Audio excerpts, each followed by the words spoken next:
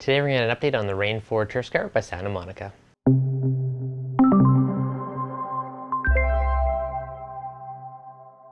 What's going on, guys? Devin from ReefDudes. I've now been running the Santa Monica turf scrubber on the tank for a little while now. It did take a little bit to get it kind of broken in and working. At first I had way too much light on it, which actually stunted the growth to an extent. So I had all 4 lights going. There's actually 6 in it, and I dropped it down to 1 light until stuff started to grow. Then after that, it did kind of have a bit of a slime algae that was on it. It was actually preventing the hair algae from sticking to it. So after that, it took a couple cleanings to kind of get it brushed off, and then the hair started to stick to it. So it's a little bit of a learning curve for the first time using an algae turf scrubber. So you can see there's tons on there, so we're going to take this off and give it a cleaning today. One kind of cool thing with this one is if you wanted, you could just pop the whole thing off of the base and just let it overflow out. And if we look at the tower just below, you can see the water flow just flows out of this, so not a big deal. You don't have to worry about turning off your flow. So if we look inside the housing, there's actually 6 of these lights inside. These are what Santa Monica calls a Gem 5.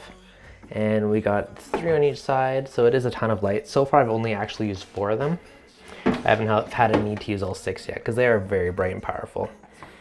Like I said earlier, when I first started growing this, it was almost too powerful. It was too much light. So I learned I had to turn it way back in order to get things to start growing. To remove this, you just pop off the end piece and the screen slides outwards. You can kind of see all that lovely algae that we got growing on it, so tons and tons of turf. This one's probably overdue for being cleaned, so today we're going to get it done. And also the little bits have fallen off. You can kind of see it's fallen down and stuck to the tray inside. So this guy is far overdue for good cleaning, but it's great to see him finally growing lots.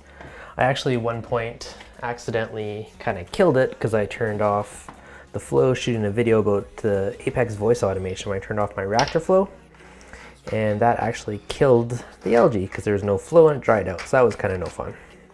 But we got that one resolved, got everything restarted. And if you guys attended my Neptune talk, I even did a thing about how to set up your controller to prevent you from buggering up stuff.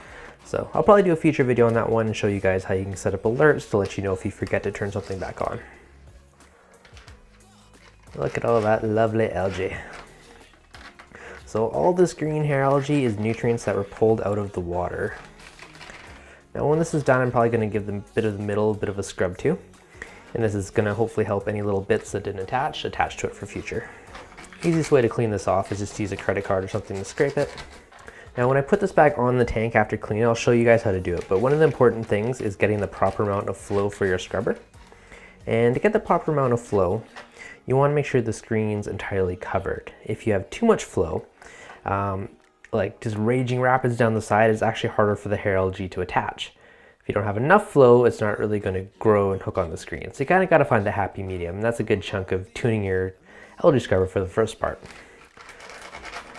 Now if you're using the scrubber for a while and your nutrients are getting too low, the easiest way to control that is just reduce the amount of light or the time the light is on. So I'm currently running it at 24 hours, but over time I'm sure I'll drop it down to more 14 or 16 hours as time goes on. But using a credit card to just scrape it all, the easiest way to clean it. Get all that lovely algae. So if you wanted, you could just slide the screen out of the top. I mean, that's the quick and easy way. Just because I haven't done the base in a few weeks, I figured it's time to give this a good cleaning as well. Now it didn't actually come with this bulkhead in the bottom. I added that myself just kind of to block the light, because the light was shining down to the bottom of my sump.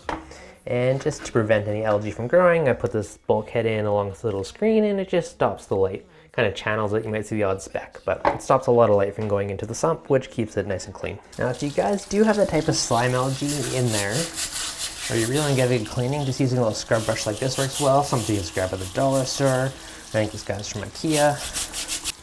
So if you take a look at the gem lights inside, they're actually fully encased and waterproof, which is one cool feature of this turf scrubber. So these are fully submersible. You could have this partially in your sump, which will, one, keep it quiet, and secondly, if you turn off your sump, your water level rises. If these lights get wet, it doesn't really matter. So it gives you a lot more mounting options because you can have it so low in there. So now that we got our turf scrubber, our screen, everything's nice and clean, we can just pop it back onto the base. And there's a little hole in the middle that will line up with it, and water starts flowing over the screen again.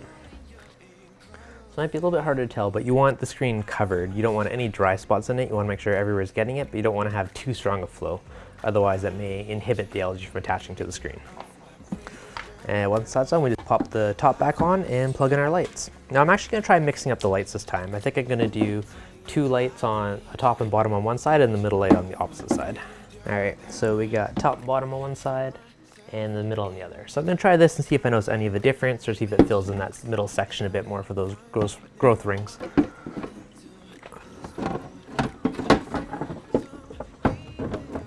One thing is just make sure the wires in the back are behind your sump and nothing's close to the water line. The lights are waterproof, but the connectors are not, so make sure those are out of harm's way.